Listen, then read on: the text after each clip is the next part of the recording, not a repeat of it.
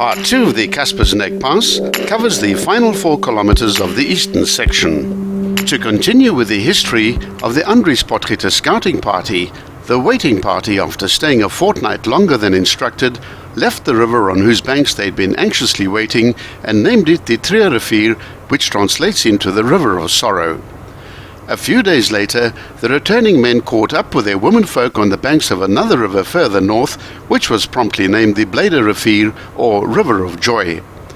In the year 1850, the farm Graskop, so named because of the vast tracts of grassveld and singular lack of trees in the area, was owned by one Abel Erasmus, who in later years was to become the native commissioner and magistrate for the entire Lowveld and escarpment region.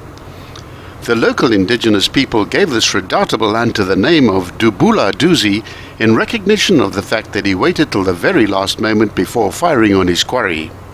Back to the present, from the 5.2 to the 8.8 kilometer point, the road remains slightly south of the Mapatageli River, but sweeps away into the south at the 8.8 kilometer mark via a wide double apex left-hand bend of 160 degrees. The road drops down the side of a small ridge and reconnects with the same river, this time remaining on its western side.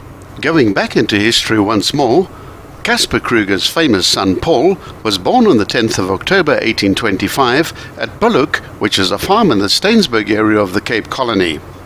His paternal ancestors had been in South Africa since 1713, when Jacob Kruger from Berlin moved to Cape Town as a 17-year-old soldier in the Dutch East India Company's service.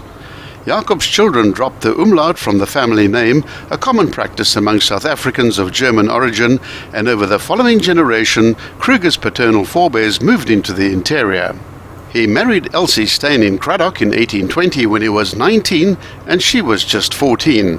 Paul Kruger was baptized at Cradock on the 19th of March 1826, and soon thereafter his parents acquired a farm of their own to the northwest at Valbank near Colesberg.